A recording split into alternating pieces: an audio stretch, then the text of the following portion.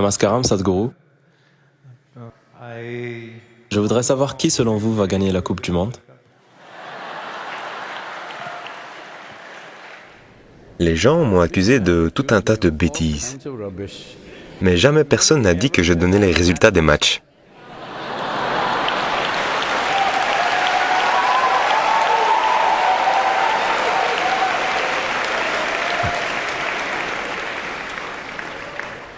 Donc, près de la moitié du monde. Un peu moins que pour Sauvons les sols.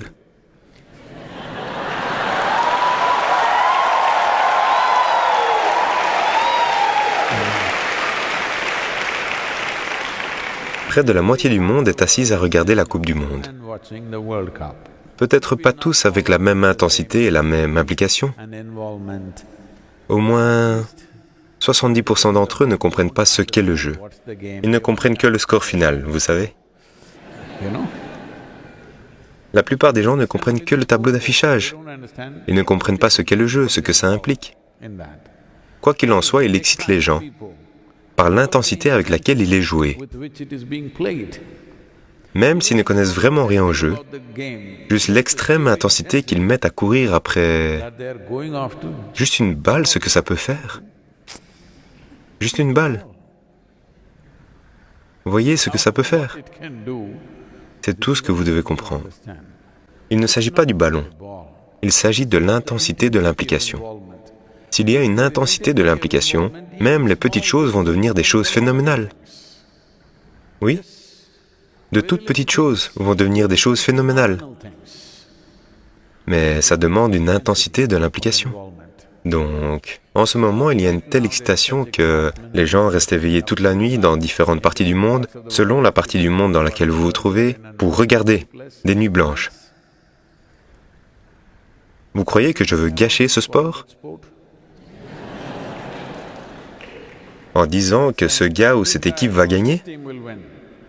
Non, je ne suis pas pour les prédictions. Je suis toujours pour faire un plan judicieux et l'exécuter efficacement.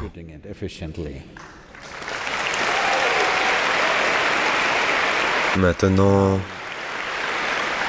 de même. Il en va de même pour la Coupe du Monde de la FIFA. L'équipe qui vient avec un plan très judicieux et qui a la capacité de l'exécuter, elle va gagner.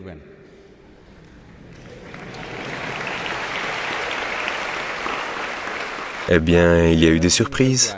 Les gens pensent qu'il y a des surprises parce que l'Arabie Saoudite a battu l'Argentine. Le Japon a battu l'Allemagne. Le Maroc a éliminé l'Espagne. Donc, une chose que vous devez comprendre dans la vie, c'est que votre hier n'assure pas votre aujourd'hui.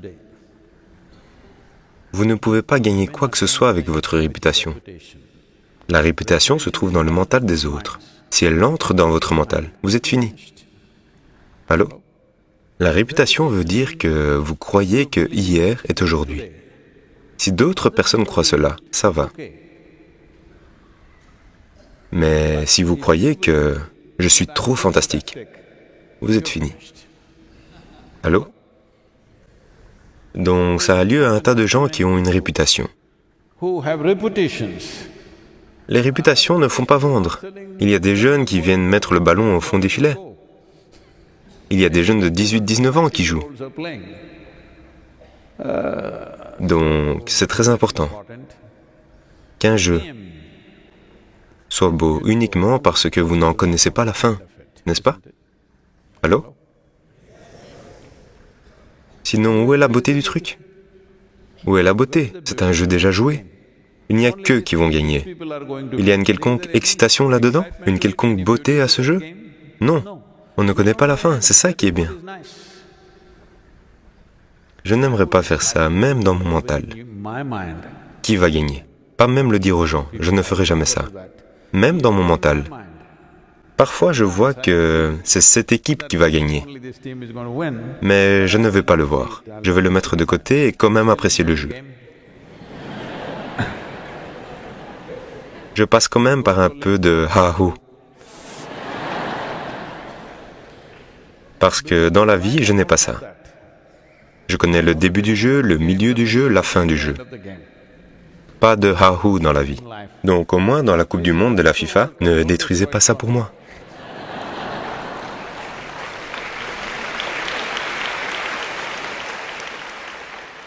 Avez-vous frappé la balle de Sauvons les sols ?